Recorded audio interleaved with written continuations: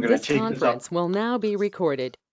And I'm going to take this opportunity to dig a little bit at Daniel, because I'm going to say that's a problem with GoToMeeting. If only we could go to Zoom. All Noted. right. Thank you, Chair Eklund. and you know, quite nicely, you turned on the recording just in time to capture that. So great. Let's go ahead and begin, because we are a little bit time limited here in this particular meeting. Time is indeed a parameter which has been set to it. And so as Daniel points out, we do indeed have a quorum. So let's see if I can do this a little bit more professionally. That's not the right word, but okay, today is October 26th, 2022. It's 6:07 p.m. We're calling this meeting to order. It's a work session of both SWAC and DSAC. It's let's see, and so we currently have absent at this time. We have our new member Brent. Ian McNabb is not here. John McAvoy is not here. Have I missed anyone? I think that's it. And our new member's name is Brent Pulowski. Pulowski. Okay, yeah, thank you. So we're hoping that they will join in later. So like I was saying, this is a work session, not even though it's in our normal meeting time, it's a work session, which means we will not be having oral public input. We won't be hearing from the public today. This is not a choice by the committee or the council. These are parameters which have been put on us from outside. So we do accept comment from the public, but it must be written. And so, Daniel, if you could give the email address, please, for people. Yeah, so you can send over written comment to me, which is Daniel, DANIEL, Reddick, REDICK, at co.benton.or.us. And on our webpage, you'll also see the email address for Linda Ray, who is an acceptable person to send written comments to. Okay, great. Yes, so we're going to welcome Brent in absentia. And then I wanted to just run down and acknowledge the public input that we have received. And so this is public input that goes quite a ways back, because we've had 2 meetings prior to this canceled. So we have some comment that dates from August, I think. So so this is, I'm just going to go down the items very quickly which are in the packet and just kind of explain what's going on. So on page 30 of the packet, there is a document, a common understandings document that comes from me. That is something that we can discuss because it's intended essentially to go to the work group. So I'm hoping that we can have discussions by SWAC DSAC and then turn that document over to our ambassadors, Marge and Joel, to take back to the work group and distribute to the appropriate subcommittees kind of as you see fit. Let's see, so that's beginning on page 30, that document. On page 71, Chuck, there is documents from you, basically an inquiry into whether or not sustainability is included in various county goals. So we're not going to be discussing those things. I should acknowledge that they're in the queue. We have a document by Rana Foster sent to us with discussion topics. Though it seems to have the email from Rana, which is on page 76, talks about a list, but there is no list actually accompanying that document. So that seems to be an oversight, but Rana will fix that. And so we have those. There's another thing by Rana further down the list. It may be the same thing, but I'm not sure if they are indeed the same thing. I don't mean to interrupt, Chair. That list should be the same as what you see later on page 92, and I apologize. That is Rana asked me to include that page 92 document instead of her previous correspondence, and I ended up including them both, but not the original attachment. So that's an oversight on my part. No, that's fine. Yeah, as long as it's all kind of handled, it's just, yeah, that's great. So then we have, beginning on page 77, there's information at the Blue Heron Rookery, questions about that, that originates with Joel or with me, and that includes the documents that begin on page 89. Then the next thing we have, Joel brought back to us the document that Rana sent in. So this is Rana Foster's document, which is about, questions for SWAC to consider, having to do with like the new plastics legislation in Oregon and how that's going to affect essentially the waste stream. So some really thoughtful inquiries, which I think SWAC should definitely consider taking up when we actually are able to do that. But for right now, I just want to acknowledge that we have indeed received that. The next is we have information about violations of disposed materials. And so this comes from Doug Pollock. And so that begins, I think, on page 109. And so he has put together quite a bit of documentation about that.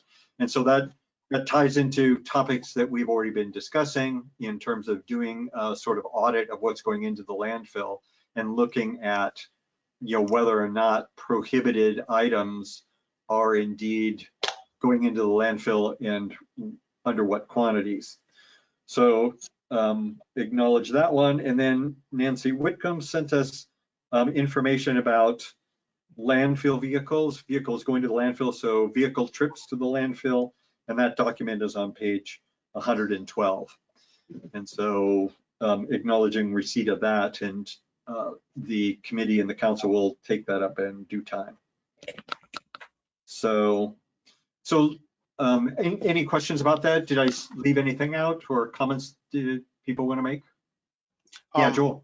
Yeah, I just wanted to comment that the Great Blue Heron issue was raised by neighbors, and then I was responding to those comments. So that was the origination of that. Especially Priya Tucker, I think, brought that up. Okay, yes, so important point to note. Yeah, because it's kind of bounced around a bit, I think. So the origin of it has been a little obscured. Any other comments? Yeah, Marge. Well, I would just say about the Great Blue Heron Rookery, it's of general interest to the Audubon group in Corvallis, the Audubon Society, its Corvallis chapter as well. Okay, that's a good addition. Yeah. Anything else? I could have just, yeah.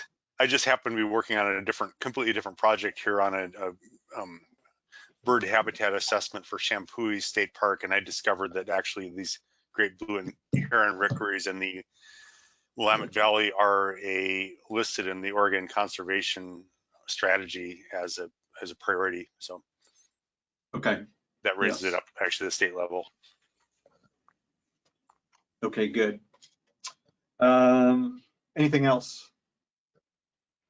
Seeing none, let's get to the topic at hand, which is we would like to hear from our ambassadors, our delegates to the Trash Talk Work Group.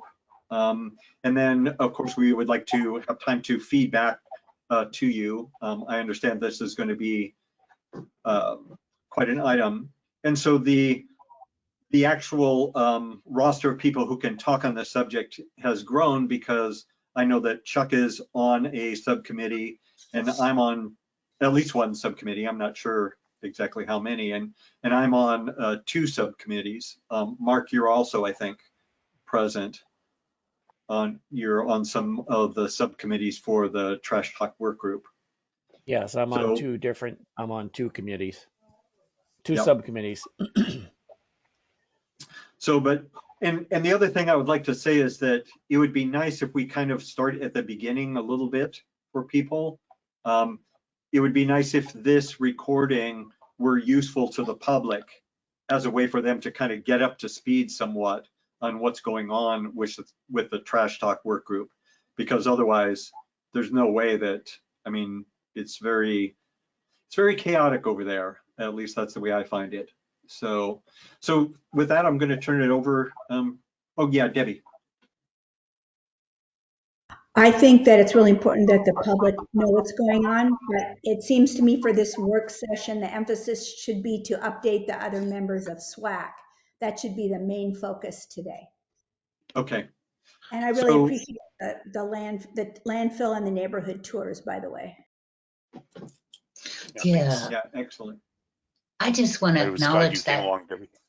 Yeah, I wanted to acknowledge that Debbie has been on both of the tours and that she's attended a couple of subcommittee meetings as well. Yeah. Excellent. So, Yes. Debbie, I think Yeah. that's a good observation, and maybe that is the way to go, essentially to focus kind of what's going on. Do you have a particular question that you would kind of like to start off? I mean, what's kind of interest? Mark? Thanks, Ken. I don't have a question, but it seems to me like one of the things that a role that we could play, and I assume we're going to do this somewhat regularly. I don't know exactly how often we're going to do this, but I would ask Joel and Marge, who are actually members of the overall One Table work group, to please ask us questions if there are areas that you need some input or direction from us as you are considering all the information that's being presented to you. I know it's a fire hose of information, but not only just reporting out to us, but seeking any input or direction. If you could do that explicitly, I think it would be helpful for us to be able to do that for you. Yeah, I haven't really put together, I don't know, Marge, if you've done anything to actually sort of put together a summary. I'm glad pretty much everyone here has actually been part of most of the sessions. And I guess my main starting point was actually, I was going to suggest that it would be great if SWAC members could just join these meetings as often as possible, because I see this as kind of an unwieldy thing. We report back to you and you give us questions. If you are able to attend these meetings, I know they're long, then you would have direct information both on what's being done and also how Marge and I are representing you. And then it becomes maybe a little easier for you to say, hey, Joel, Marge, talk more about this, less about that. So that was actually my suggestion in the recent work group, that might be the optimal thing, is to say everyone from SWAC just shows up for these meetings as much as you're able, as opposed to this, which is a little constrained, and I think we're gonna have a hard time keeping this going, especially looking at my schedule in the next couple months. There won't be that many opportunities for me to give this kind of feedback. So that was kind of my starting point on that, was just to suggest that as a workable option, but I don't know if that works for everyone. The meetings themselves are, I guess, twice a month.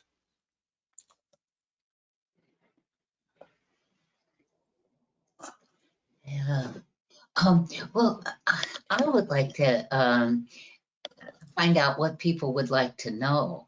But like as I'm looking on my screen, the only person who isn't directly involved is Debbie, and Debbie's been to a number of meetings, which is great.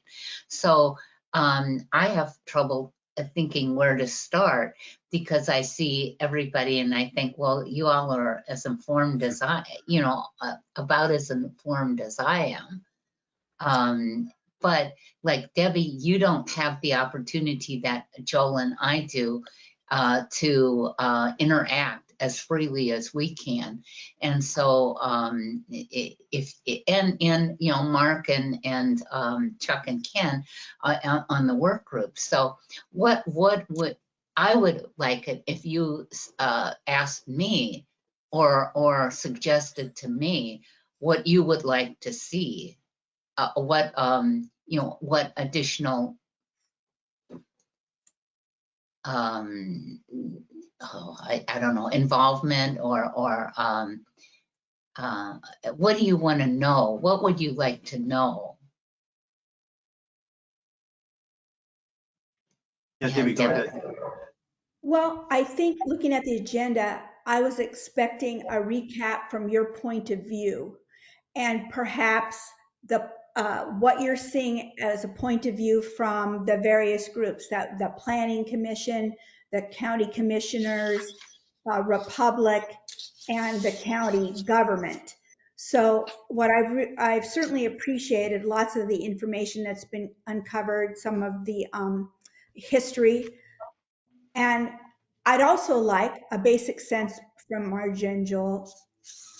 Does it feel like people are approaching anything of a common understanding? What I see from the Gazette Times articles is that they're going to be expanding and increasing this. And I know that there's been some frustration and upheaval. And I've been glad to have other things scheduled. I didn't want to be in Marge's or Joel's position because I knew that I'm going to be gone in November. So I knew I couldn't take it on at that level, but I'd like to participate or listen in. I would say what I've been doing is listening in on some of the other meetings. So I'd like to have your sense of where it's going, what some basic point of view. If you feel like there's some progress being made on common understandings, because that seems like the outcome is for the people to be able to talk to each other and feel that they know what is going on and what some possibilities are for the future. Did Chuck want to jump in before we respond, or okay? Okay. When I was reading, initial time when I was reading down, there was more questions than declarative statements.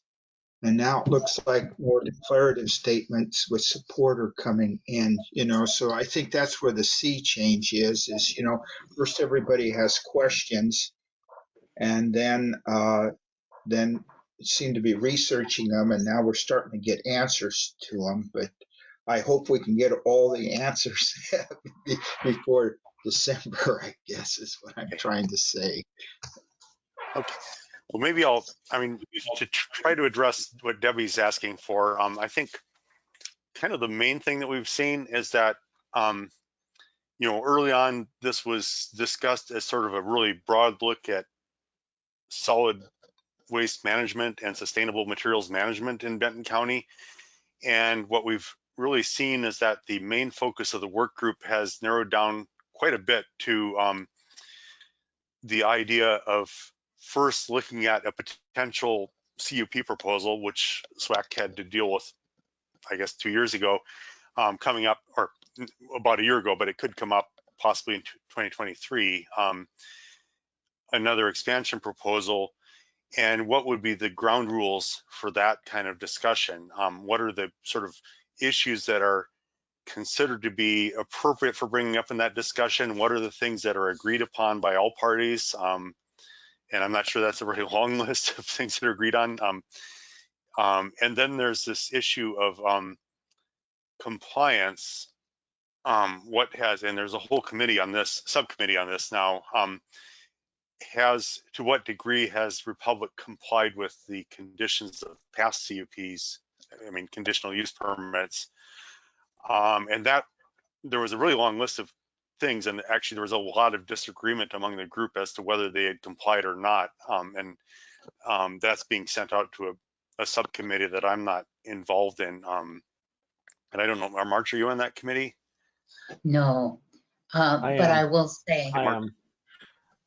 Who is? Marcus? I'm on that committee. Which committee is that? Which subcommittee? It's the one that's called, our first meeting, we were debating what it should be called.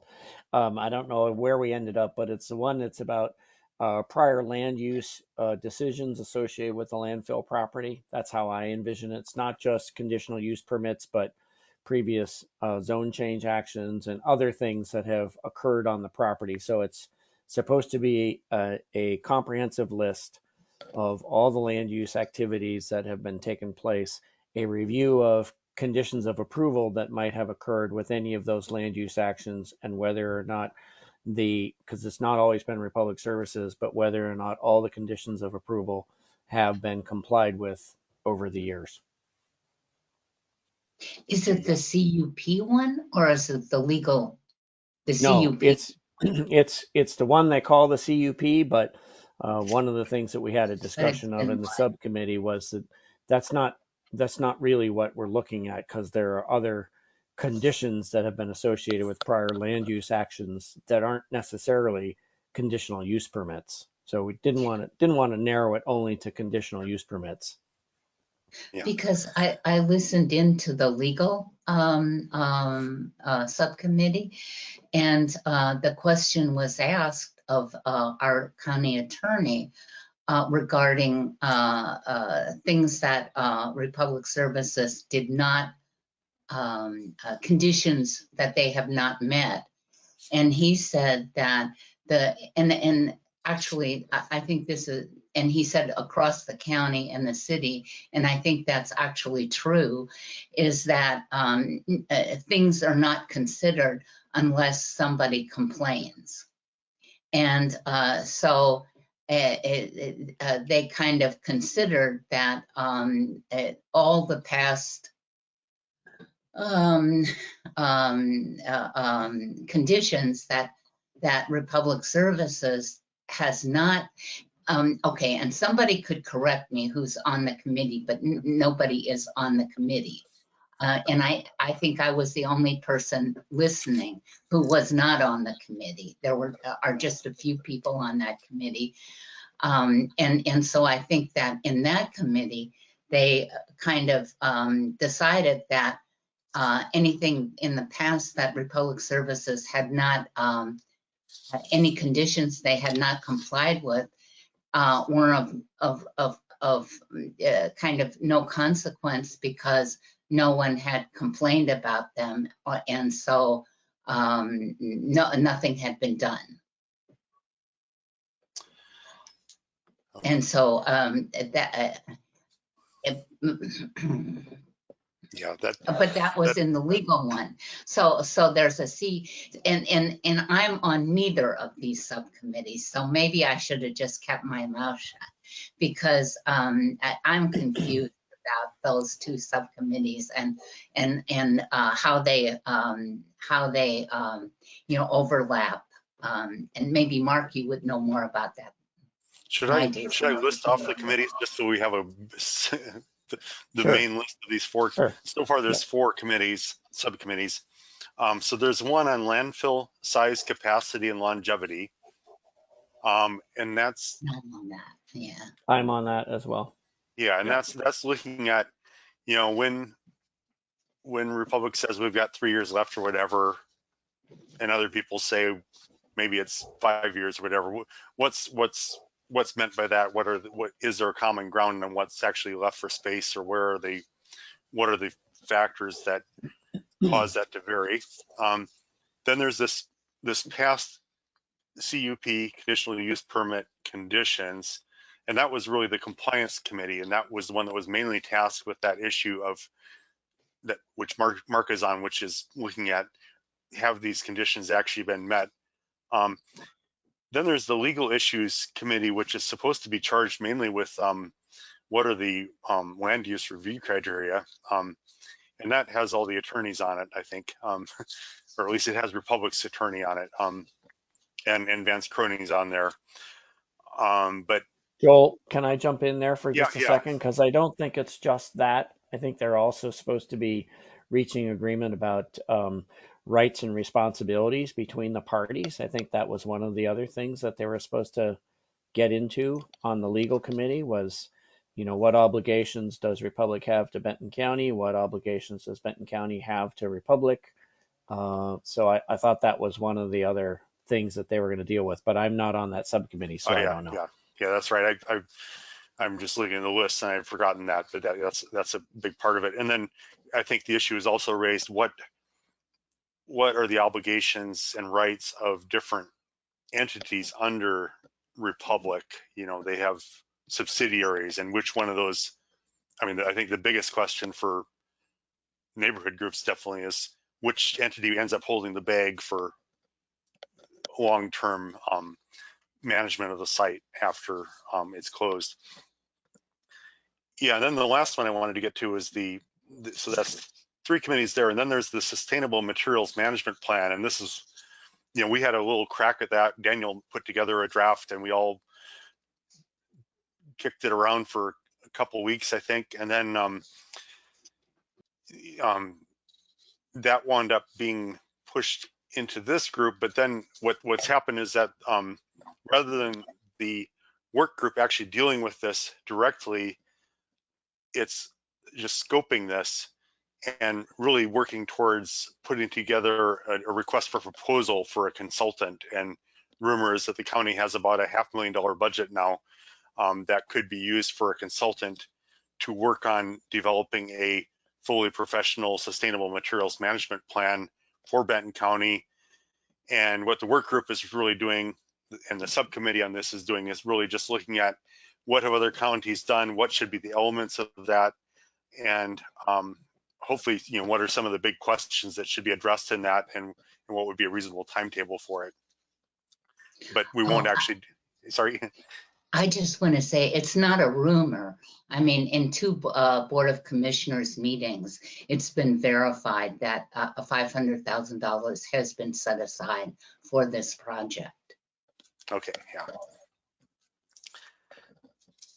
And those are those are really the subcommittees that are stood up now. And then there's talk about possibly other ones. But I think my big picture view is at least that we've shifted away from looking at overall waste management issues for Benton County and sustainable materials management to a kind of a much more narrow focus on what goes into dealing with a future expansion proposal. You know, what's the ground truth in terms of landfill capacity, and, you know, have they met the past conditions, and then what are going to be the steps for an eventual expansion approval, which, you know, this group of course would be tasked with at some point looking at that, but we might not look at all these issues at the same level as, say, the Planning Commission, which would look probably more closely at the actual CUP criteria. Yeah, so I just wanted to interject here. I mean, it's been my observation, right, that the work group started with this idea of the future of solid waste in Benton County, and there has indeed been this narrowing. And so when there's talk about, you know, conflict or process resistance or whatever, a lot of that is actually the process by which that happened. Because I think a lot of people had plans for the work group, or, you know, basically wanted to know about, you know, future issues like what are the alternatives to landfilling? I mean, all those sorts of things. And those have, you know, we've learned essentially that those are not actually part of the charter. And so that's what's been kind of conflict inducing, is that process of actually, you know, kind of the Board of Commissioners coming up with that proposal. The other thing, just listening to the Board of Commissioners meeting, which happened yesterday, and Darren talked about, you know, one of the primary charges of the work group is to quickly undo 50 years of accumulated uncertainty. So he talked about Daniel doing a lot of deep research, going, you know, kind of digging out all of these facts, like, you know, all of the various conditional uses, you know, the various obligations, the conditions, right, that the landfill has had and is currently under.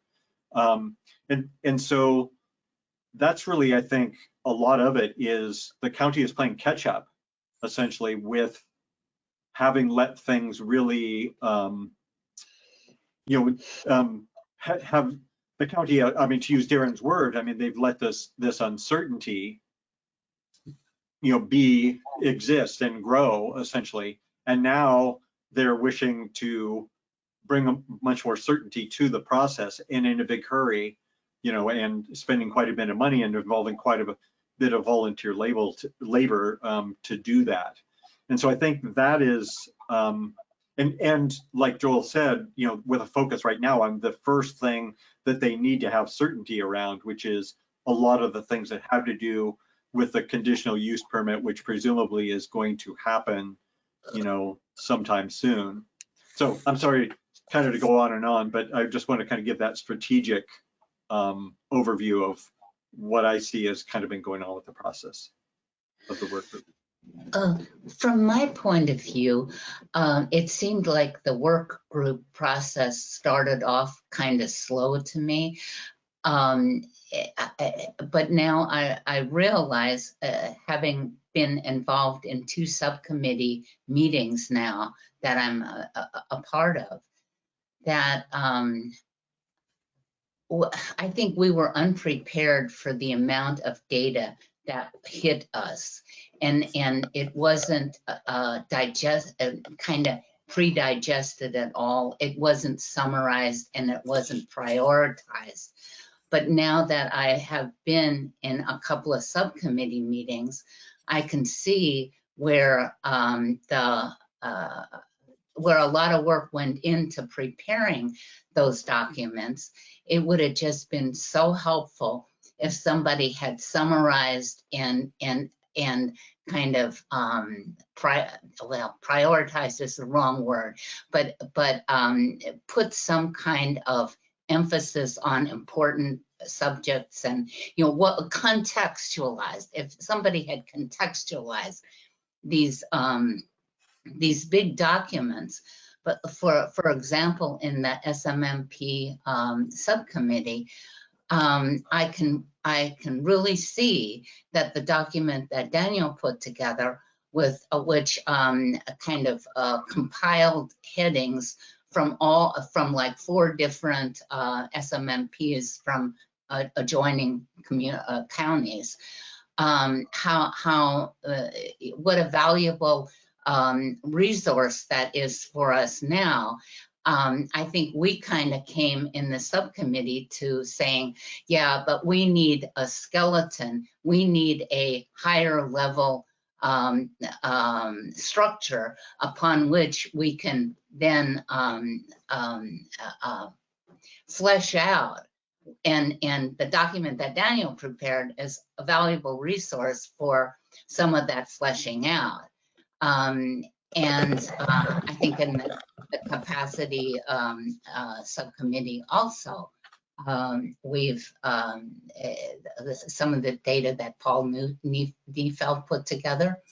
There's a lot of substance there that we can, and I think that getting into the subcommittees for me just really gave me some traction, so that I could start to do. I felt like I could start to do something, like we were actually getting somewhere. I don't know. You guys are on some of the same subcommittees I am. So, what's your feeling? So, before I actually answer that question, sorry if I'm going first.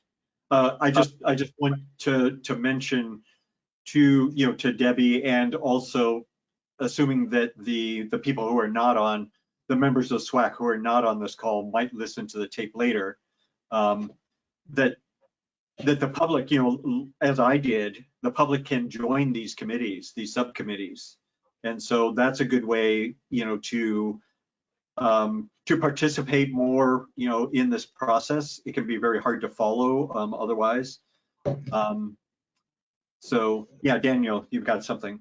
Have I said I just something wanted wrong? to note, no. I just wanted to support that with the comment that we've added the recordings for each of the 4 subcommittees that have taken place. Those have been posted on each of the subcommittee pages if you're interested in reviewing those. Sorry for the interruption. No problem. So thank you, Daniel. So anyway, that option is open, but I just wanted to say that. Mark, did you want to talk about your experience on the committees? No. Well, I can. I mean, our first meeting on the land use stuff, it was groundworking. Trying to get, what are we doing? What are we trying to do? What kind of information are we trying to assimilate? How do we want to present the information? What kind of information needs to be made available? Because part of it is historic, and part of it is, and I'm curious and not totally surprised, but interested in what the legal committee, as you're reporting it out, Marge, said today, which is all of those conditions of approval are assumed to be complied with if no one complained about them. Well, that's just frankly shocking to me, because Okay, the public. and please view that and just make sure that I'm telling the truth. Yeah, I will. I mean, I'm saying how I heard it, and Yeah. I don't want to represent it as from Jesus' lips.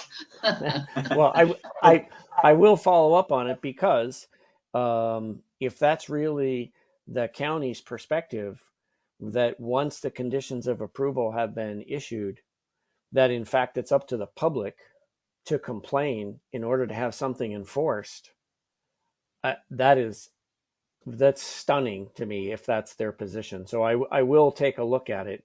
I believe probably they would not verbalize it this way. Yeah. Well, I believe the public is relying on the Benton County Development Department to do enforcement of conditions that they've written and administered to certain developments.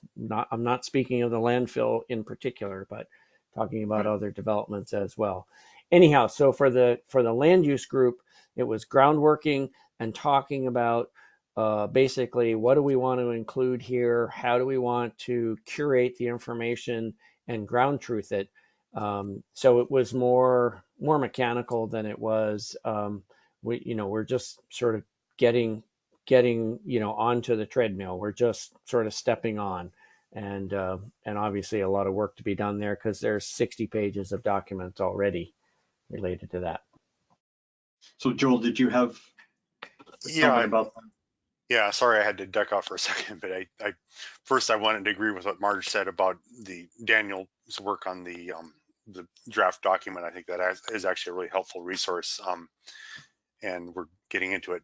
But yeah, on this issue of complaint-driven enforcement, I think we've seen in SWAC already, people actually don't know where to go to complain, and that's been a common problem around this landfill. And it is something, I know this is something that the development department does in a lot of other types of things. You can build something on your property and it could be far outside of the development code, but if your neighbor doesn't flag you for it, they're not going to fly a drone around and check on you.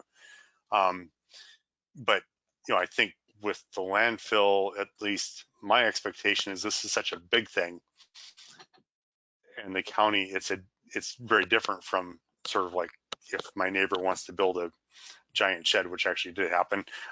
This is something where it has a really big impact, and I would sort of expect that the county would have more of an active role in enforcement. I think that would be a reasonable assumption that most people would have. And then secondly, they just wouldn't know where to go. So I just don't see that as something that's reasonable. Yeah, so first of all, Marge, I'll just back you up. I mean, I do remember looking through the documents, the blizzard of documents, that there were indeed a number of, the conditions, and they had been flagged by the county as saying, well, this is complaint driven. So, we're not going to really be enforcing that unless we get complaints about that. And to me, of course, it just brings up the entire question of, is there actually a functioning complaint system in Benton County, or are we it? And clearly there are some things about the landfill, like you were saying, Joel, which are just, the fact that the landfill isn't screened from roadways. you know, that just seems like such a huge thing. You're not going to get people complaining. And what? So people are supposed to complain every day about that for, you know, how many years before, you know, something of that scale gets addressed? It's, you know, it brings up the whole question about how does a functional complaint system actually work if you're actually depending upon public complaints to do it. And for me, that's been something that I've just been kind of aware of, you know, since before I was on this committee, is that there's no place you can go to find out what you can complain about. There's no place to go where you can actually figure out, you know, who you're supposed to complain to. And then there's not really a very, there's not a system that I know of, you know, that actually checks to make sure that complaints are handled in the way that they're represented to be handled. You know, like if you call Republic and make a complaint, what's the auditing that goes on to make sure that those complaints are actually heard? So, and I don't want to go on and on. I'm sorry, I'm kind of ranting today, but so Debbie, are you getting the good information? I mean, is this direction you think that it'll be useful for you and the other members of SWAC and DSAC?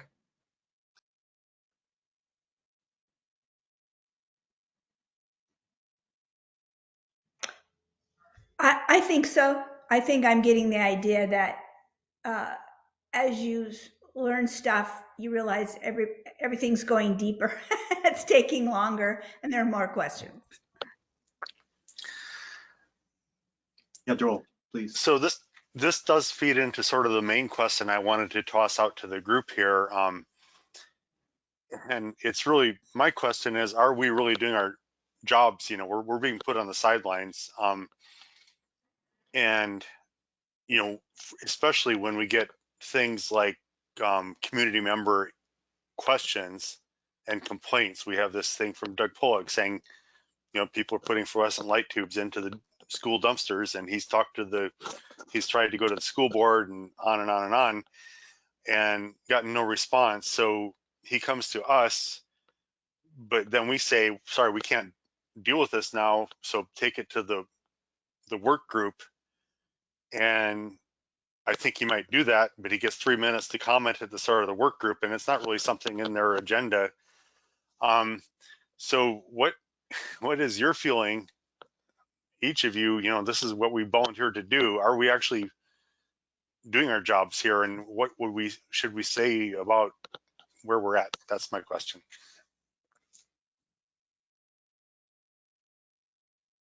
Yeah, Chuck.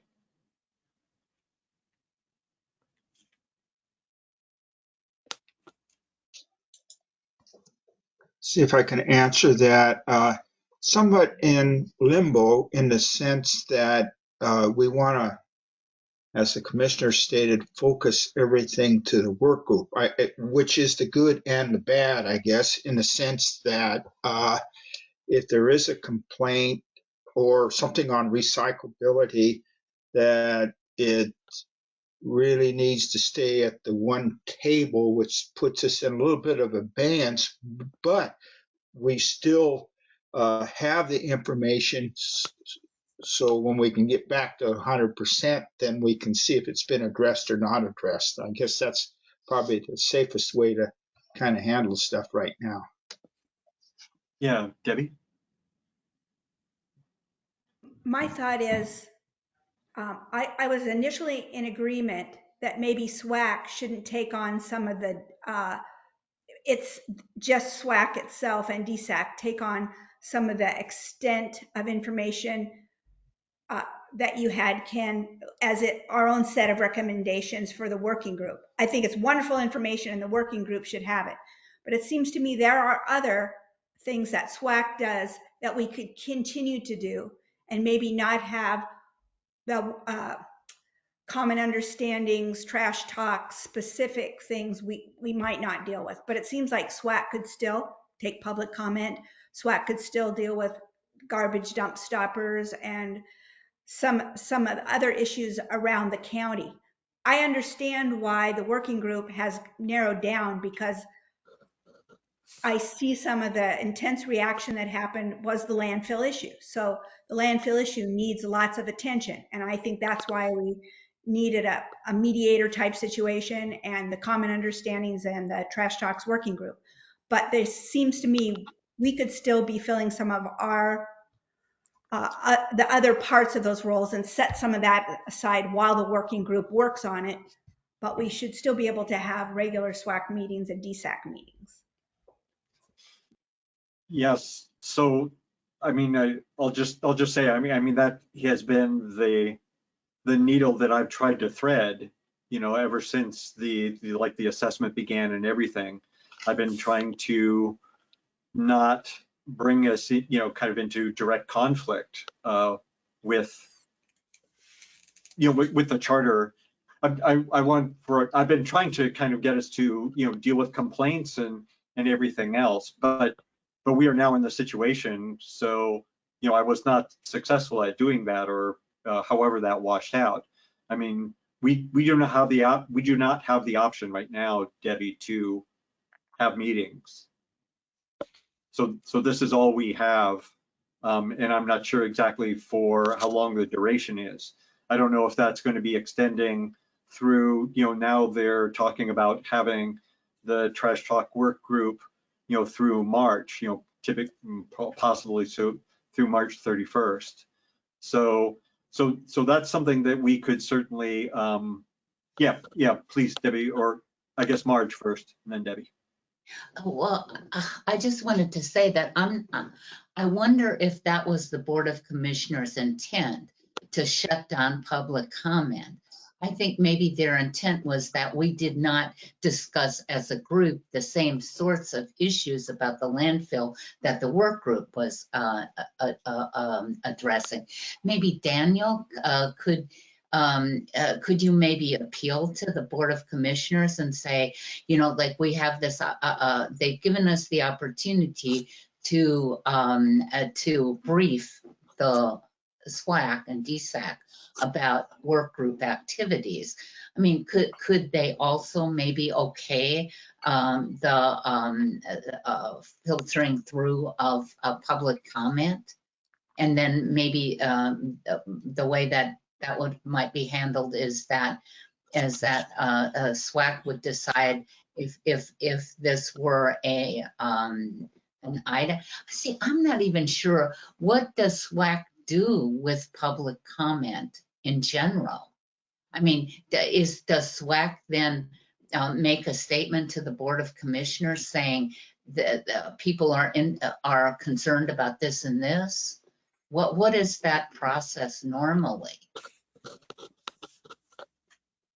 Chair, do you want me to take on a response for this one? Actually, I think I'll respond, and you can kind of check my work, if you will. But so SWAC does indeed develop recommendations for the Board of Commissioners, and so that's what public input essentially feeds into. Is we develop recommendations about things. We alert the Board of Commissioners to items that we see as being problematic. I mean, that's what SWAC does with public comment, and they are. I mean, we are the people who investigate things that the public comes to us and says to investigate. Now, DSAC is different. DSAC is the organization which does indeed field public comment and particularly complaints. And that's one of the things specified in the state charter for DSAC, is we develop essentially a compendium of complaints that we've received, and we actually file those with DEQ, with Oregon DEQ. So really SWAC, in terms of like complaints, serves as a funnel bringing those things to DSAC, and then DSAC has an official procedure that they take, as well as working into recommendations or inquiries that we can launch. How'd I do, Daniel? It's a super complex kind of topic, and it was actually Marge had a few different questions. I think you explained fairly well some of the aspects of that. And unfortunately, I think this is a really important conversation, and we only have 5 minutes left of this meeting, and I really don't think I could adequately address it. Marge, I'm happy to talk with you offline, and maybe we can put this for a future meeting. And I'm really sorry, you guys. I wish I could dive into it more with you, but it's there's a lot of aspects of this. I don't want to make it I'd too much be of happy to talk to you, and maybe we could draft some kind of document that that can be released to SWAC members. Sure, let's brainstorm, and yeah, we can talk more offline. Okay, so to prioritize, over to you, Debbie. Are we talking about a request for, you know? Yeah, I just wanted to make sure in our 4 minutes, we can get another work session planned or whatever we can do next. So my question was going to be to Daniel, what can we do? Or anyway, but so that's all I want to know.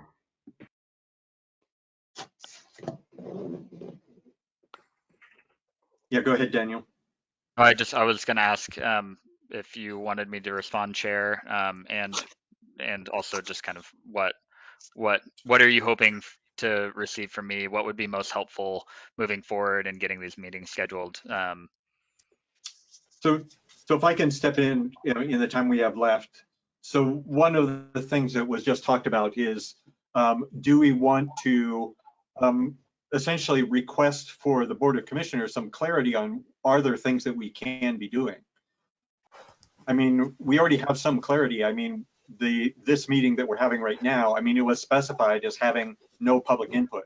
That it was made into a work session precisely because we don't take public comment at a work session. I mean, it could have just been a normal meeting. So my question is to the group, do we want to appeal, if you will, to the Board of Commissioners saying, can we begin having more regular meetings? So yeah, Chuck. Well, I had a smile on my face the other day when they said no more SWAC meetings, but they said that there was a liaison group of Marge and Joel. So I was wondering, if they're a liaison group, how do they get information back to SWAC without a meeting? So what I would think is we would at least want to keep the channel open to these work group meetings to keep that discourse back and forth. And if we do receive complaints, that way we have a channeling to go back through our ambassadors to the work group. And so that Chuck, way, yeah. So I think we are going to have another meeting much like this one, or certainly we can. And based on our time limit, and we do have a time limit, as said by Daniel, we're going to be scheduling the next meeting, offline through a doodle poll or something like that, because we really don't have time to discuss that now. So it seems like we will have to defer any more discussion about that to that next meeting, as to whether or not we're going to make an appeal. And I don't have much else, to say in like the 30 seconds that remain, except, we're not being paid attention to. I mean, you can kind of see that we are left pretty much adrift. But that's where we are with this particular situation. And I hope, that Marge and Joel, you've received some feedback that will help you moving forward. And, those of us on subcommittees, likewise. Yeah, and I guess my closing comments, I hope to see all of you that can be there at all these meetings as much as possible. But thanks. Yeah, Mark. Yeah. Well, I was just going to say this has been super frustrating, the whole shackling. I don't quite understand what our role is. Maybe if Daniel could ask for either a community development department or the Board of Commissioners to give us some written charge as to what we're supposed to be doing now. It seems to be, to me, to be extremely unresponsive. If public comment is coming in, that we just sit here and do nothing with it, that is the epitome of non-functional government. And it seems to me that just builds a lack of trust in governing, and that doesn't serve anybody very well. So from a process standpoint, I had my hand up a little while ago because what do we do with a comment like Doug Pollock wrote? What are we supposed to do with that? Now, I have some thoughts, but it sounds like we're not allowed to talk about that. So it's a little frustrating. I just want to say that as we finish up 3 minutes, or no, a minute late.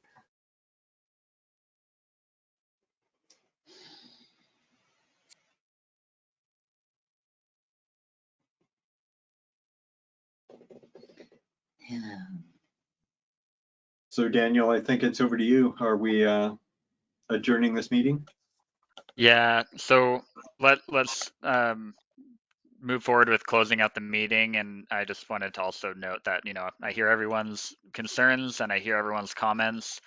Please, whatever comments that the work group members are kind of taking away, please try to communicate that with the rest of the work group. I think that's the point of the liaison opportunity today.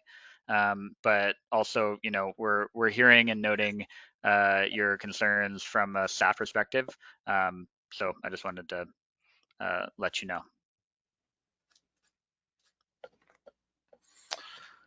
Thanks, everyone. Okay.